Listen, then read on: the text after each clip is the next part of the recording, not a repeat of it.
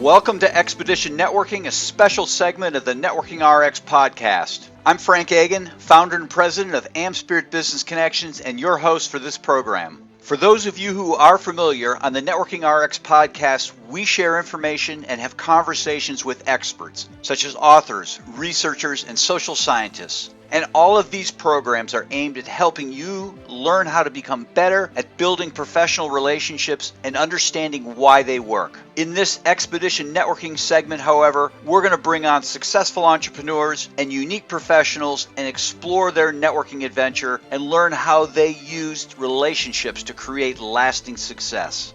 Today on Expedition Networking, we have Tom Gosche. Tom is a business strategist dedicated to helping business owners be more profitable through customized business and financial strategy. His brand system is a process of creating and implementing effective brands, business building strategy, financial insight, and business transition success. Seeing Tom in action quickly impresses upon attendees his skills, his knowledge, and expertise in a lighthearted, even humorous presentation. Tom is part of GLM as a business consultant and business developer. Tom, welcome. I assume GLM is that's an accounting firm. I think you had said Yes, yeah. We do accounting for small businesses. Okay, so you're kind of they're all the left brain filling the forms, and you're the right brain bringing the business, right? Bring in the business and bring in the fun. Whenever I go into the office, I'm like the Tasmanian devil. Hey, you working on this guy? Hey, you working on that guy? How's it going? I leave there in an hour and everybody's all in a buzz. So it's a lot of fun.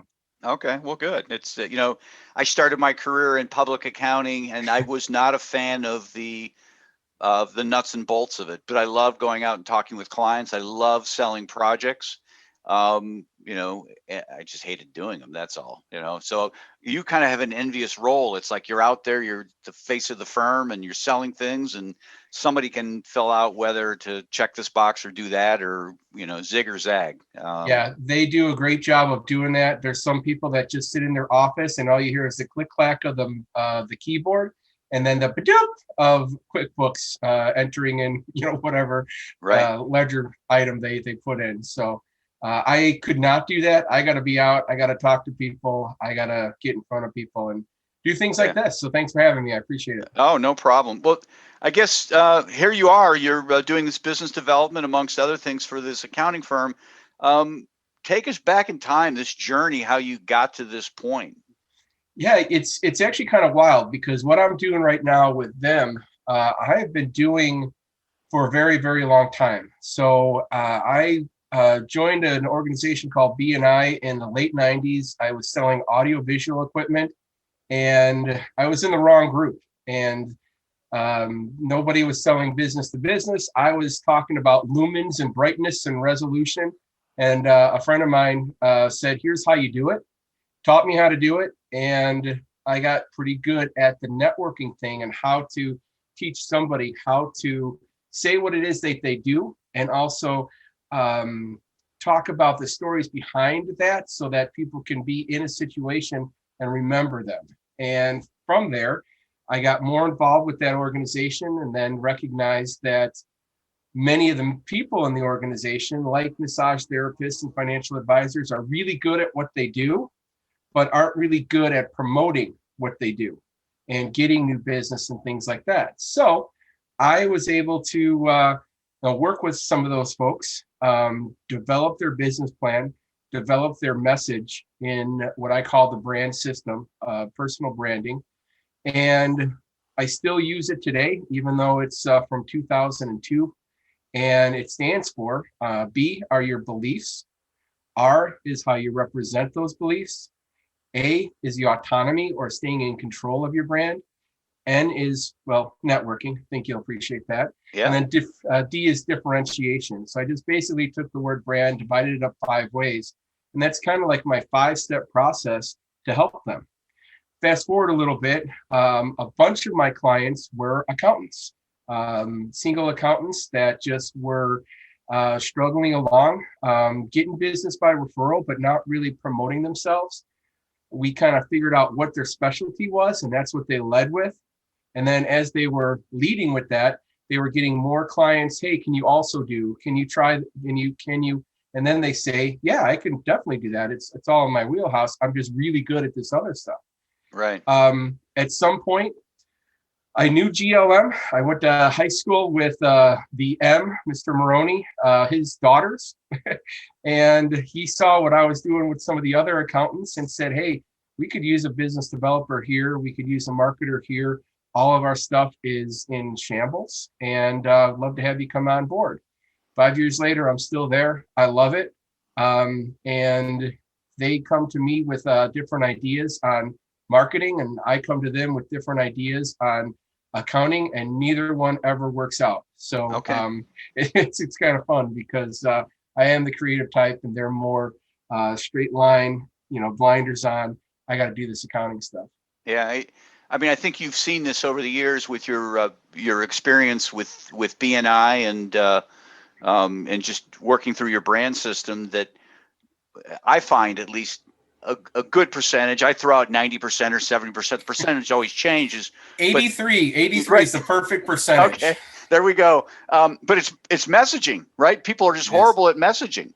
When I was first, go ahead. Oh, sorry. You know what I found is that people reintroduce themselves way too often instead of reinforcing their message. They change it ever so slightly. I've got the same message. I've got kids at home that are doing school online, and they're tired of hearing me say the same thing over and over again. But the reason I have to is that sometimes there's 60 people on a Zoom, or you're saying some different things, and you want to make sure that they understand what it is that you do, how you do it, and what makes you different. And that's how you're able to have that same message. Yeah, I tell people, don't tell me the what, tell me the when. Mm-hmm. And when you need me, or when somebody needs you. Yeah, I know you're a realtor, you help people buy and sell houses, but there's a when people will do that. They're downsizing. That's a when. Getting divorced. That's a when. Exactly. And we could beat that around all day. That'd be fun. Yeah. At what point did you realize that this was really about the relationships? I mean, for me, I tell the story all the time. I was in school. I went to undergrad just north of you in Wisconsin, and then came to law school. And I was all about doing well in school and accumulating degrees, figuring that was where it was at. And then at one point, it's like, oh crap, I could have avoided. It was all about the relationship. I mean, the degrees are nice, but. Right.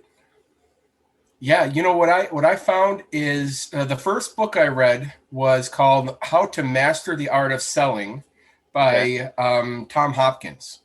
It's a textbook on selling, and I enjoyed it.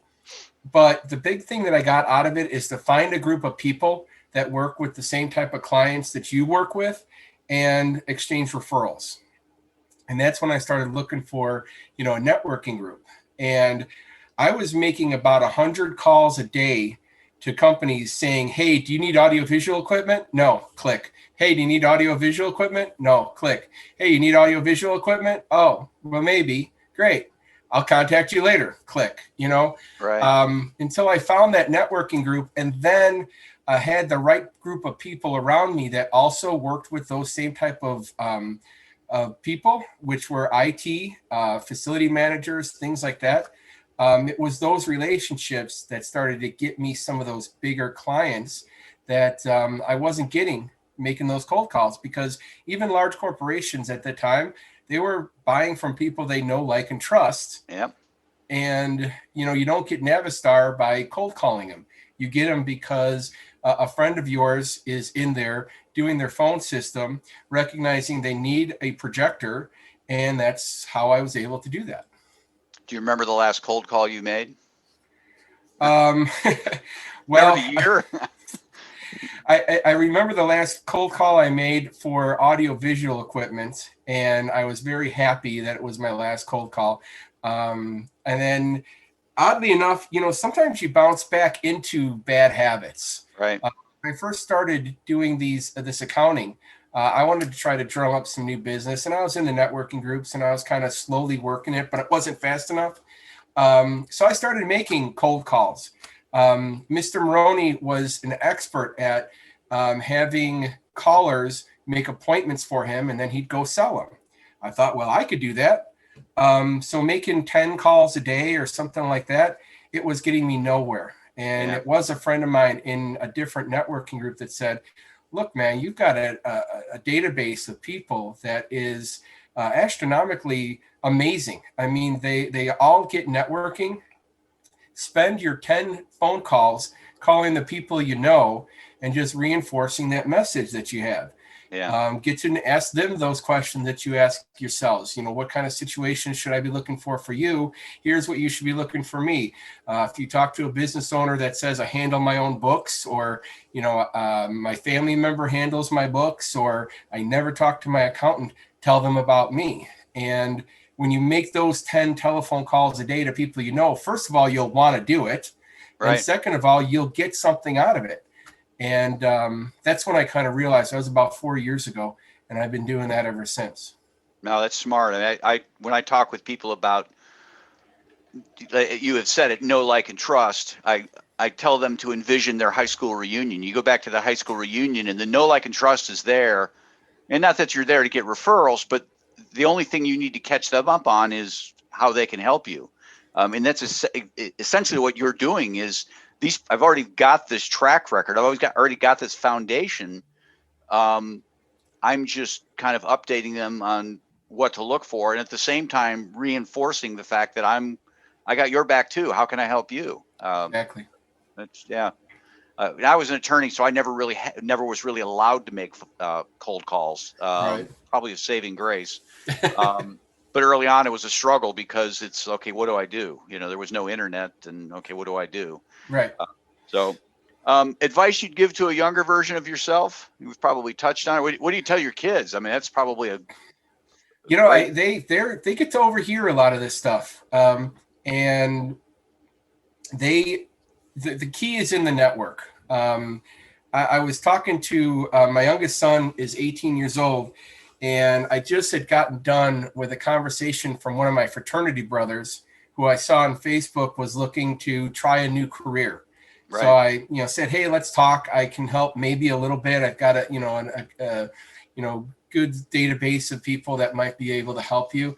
And of course, we spent the first 15 minutes knocking it back and forth and joking around and things like that. And then we started getting down to business and talking, and haven't talked to him except for maybe looking on Facebook, commenting on something, I'd say in at least 10 years. And Right. in college, Mike graduated college in 1993. So it was even before that. But I would do anything to help the guy. He would do anything to help me. You got to keep those relationships. And now it's easier than it was in 1993 Yeah. to stay in touch with people and utilize them. Touch them as much as you can. Send them an email, send them a text. How's it going? Different things like that. I wish I had done those things sooner. But luckily, technology caught up, and we got LinkedIn and Facebook to reconnect with those folks. So they've got it made, but you got to not only store people on there, but figure out a way to stay in touch with them. And my older son is in grad school, going to be a physical therapist. Same thing. You never know who you know. It just turned out that his my best man from my wedding is a physical therapist, kind of guided him throughout the last bunch of years. Hey, make sure you stay in touch with my friend, while you're going through this. He'll help you get a job somehow, one way or another. And, stay in touch with all of these people. It's just, and it's fun too. I mean, if you like that kind of stuff, people like catching up with you. So may as well, do it with people that that you've grown up with. Yeah, it is. Fun is the word. I mean, it's not fun in the jovial sense, but it's certainly enjoyable, as opposed to, well, the route I took. I mean, I'm not from Columbus, Ohio. I didn't know anybody. Got out of law school, and again, you get a job on your credentials, and you're grinding away, trying to work hard, and you look over to your left, and the guy's got a promotion or got a business or got this opportunity. He's like, what the hell, I should spend more time at the bar And there you go. instead of studying. What